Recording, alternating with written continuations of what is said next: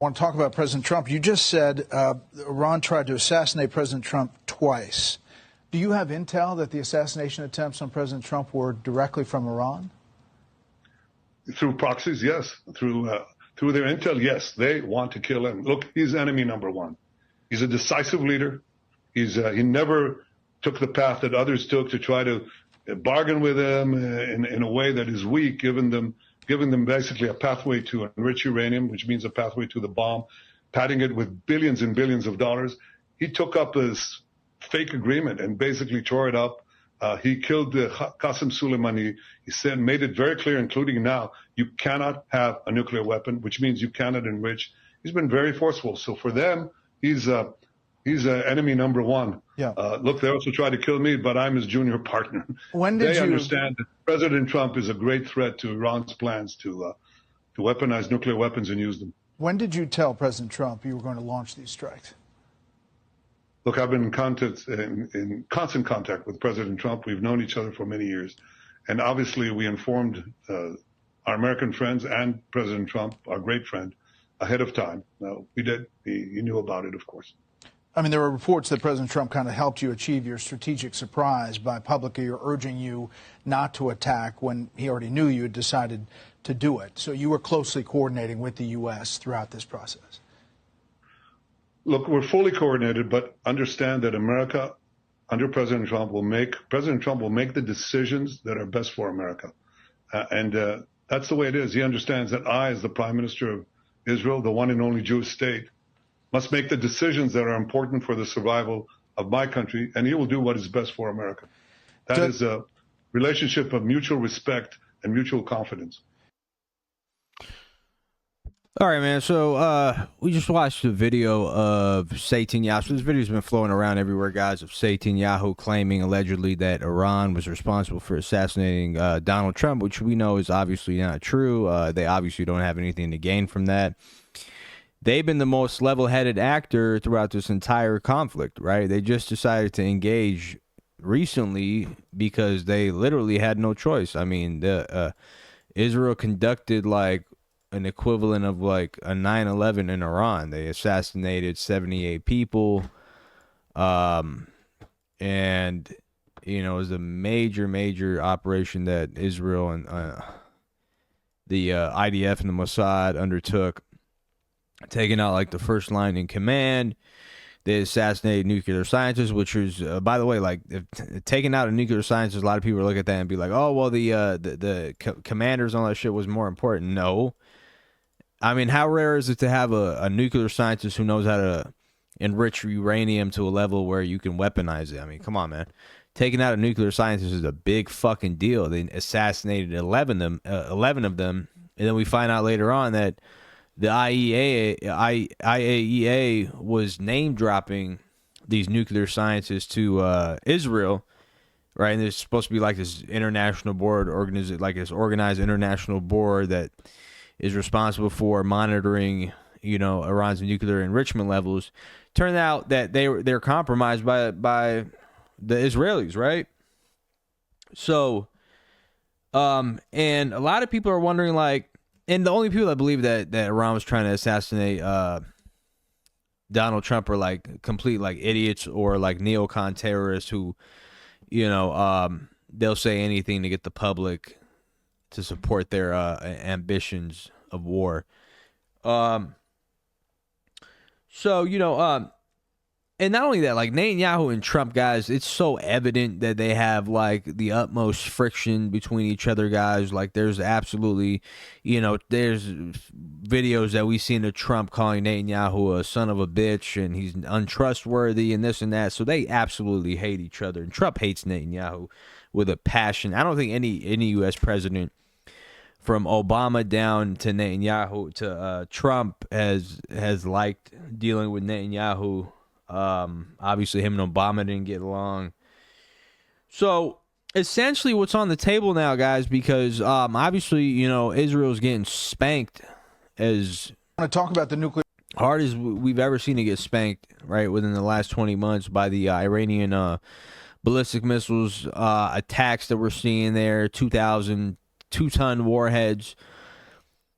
smashing into buildings in Tel Aviv, and it's not sustainable for a small country like Israel to be continuously getting bombarded daily with like 4 or 5 waves of ballistic missiles carrying 2-ton warheads, and they're covering up, obviously, like civilian casualties. They're covering up the extent of the damages being made by Iran. You have all these clowns on X lying and saying, oh, man, like Iran hasn't hit anything strategic, and they're just targeting random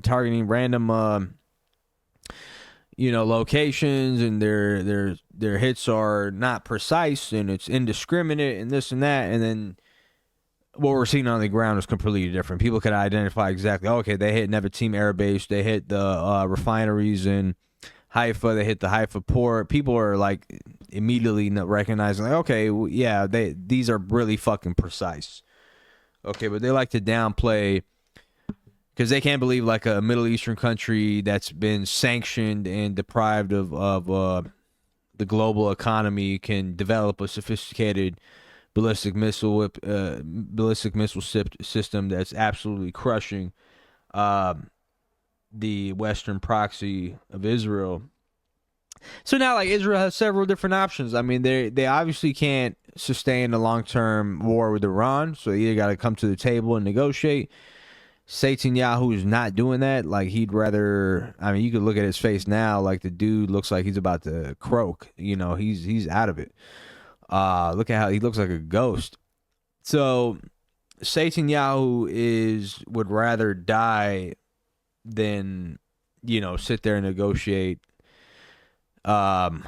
because Israel, you got to understand, these people's mentality is like Israel's supposed to be this untouchable entity that's like, it's untouchable. You can't penetrate through anything, and people are advanced technological military in the world, and so now it's being exposed for being very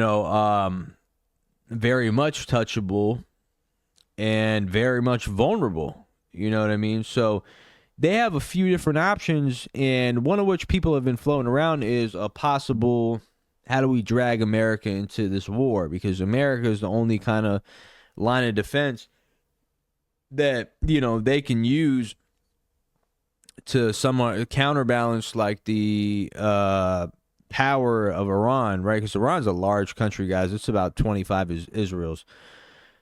So they need the Americans to get dragged in, right? So a lot of people are touting the idea like, okay, what could be their possible next move? What would drag America? It would easily drag America to this conflict. Assassinating a high-ranking official in the United States government. That could be one thing. If Iran decides to target U.S. bases in the region, U.S. assets, that can be another thing. So there has to be some big event that occurs for Trump to be like, okay, yeah, we're definitely getting into the war. We're going to have to join our ally Israel. And, from the looks of it, Trump is really, it looks like he's, for the most part, again, like, they could all be working together, and this could all be, but it looks like, let's just take Trump for what he's saying. He looks like he's avoiding this war, right? So let's look at this clip here. What you're doing to try to de-escalate the situation between Iran and Israel? Well, I hope there's going to be a deal. I think it's time for a deal, and we'll see what happens. But sometimes they have to fight it out, but we're going to see what happens. I think there's a good chance there'll be a deal. So Trump's strategy is like, let's let Israel and Iran fight it out, and obviously Israel's suffering major losses, right? I mean, Tel Aviv looks like Gaza. So either he's going to be pressured enough to be like, okay, we're coming to the table and negotiating. That would essentially be the end of the Netanyahu regime. He might even end up in prison. Who knows, right? Or they're going to have to obviously continue this war long term. This isn't going to be something that lasts longer, like a Ukraine-Russia situation, because for one, Israel is very small. Iran could just keep hitting it with waves of ballistic missiles, which, to be honest with you guys, a lot of people are saying, oh, Iran only has like 20,000 ballistic missiles. All these corny, like, neocon war analysts and these lames are on X, and oh, Iran's going to run out of missiles, right? And we know Iran has over like 1 million missiles of varying power and size and quality. And they're getting replenished by the Chinese and the Pakistanis, right? So the Chinese were actually the reason why Pakistan was able to shut India up quick. So they ended that shit real quick because the Chinese were supplying them and replenishing them, and the U.S. refused to help India, right? India thought like they were going to be the next Israeli proxy. They're going to be like the next proxy in South Asia, but Trump was like, fuck off, right? And so they had to give in and sign the, come to a truce, right? So the Chinese are replenishing Iran. And if the U.S. gets dragged into this war, right, who's to say who's to say that the Chinese and the Russians really want regime change in Iran? You got to remember they're part of BRICS. The Chinese buy oil from the Iranians. The majority of the oil comes from Iran. North Korea, all these people have said that we're going to get involved. We're not going to let you do a regime change, you dumbass.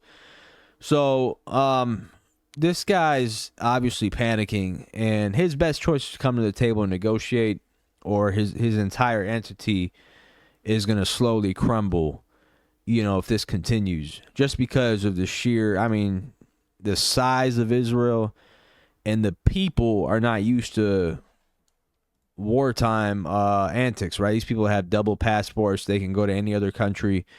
So essentially, he needs to come to the table and negotiate and give it up. But we're going to have to see what happens, man.